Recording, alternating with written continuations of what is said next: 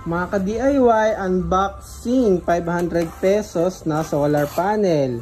Kasi ba meron akong in-unbox ay ginamit sa inyo, pinakita yung NSS na 16 watts worth 500. Ito nasa 500 to 600 pero 30 watts. So susubukan natin kung legit na 30 watts kasi doble.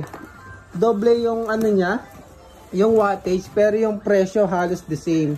So susubukan natin yan. So 'di ba maganda yung packaging niya, dalawang binili ko.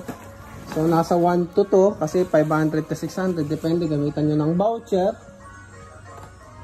So ayan, medyo malaki naman siya.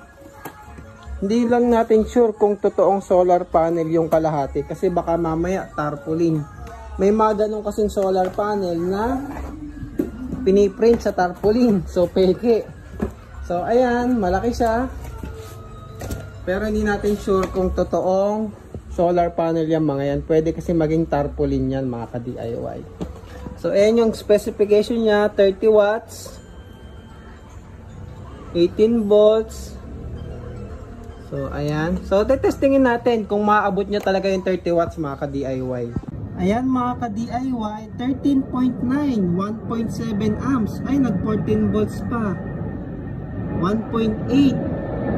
40 times 1.8, so nasa 25 watts.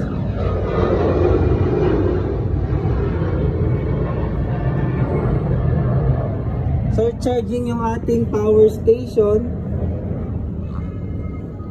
14 volts, 1.8. So ayos, legit tong solar panel na to mga ka-DIY. Kaya niya ma-reach yung 25 watts kasi 30 watts siya. Goods na yun mga ka-DIY kasi hindi naman talaga makukuha yung 30 watts eh. Pero yung 25 watts okay na yun, no? Tumaas pa. So 14 volts, 1.9. Nasa 26 volts na yan. 26 watts na yan mga ka-DIY.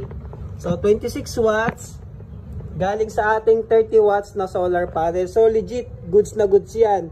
Worth 500 to 600 lang. Meron ka ng 30 watts na solar panel.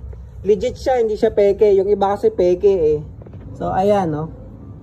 Charging na tayo, 26 watts. Charging ang ating portable power station.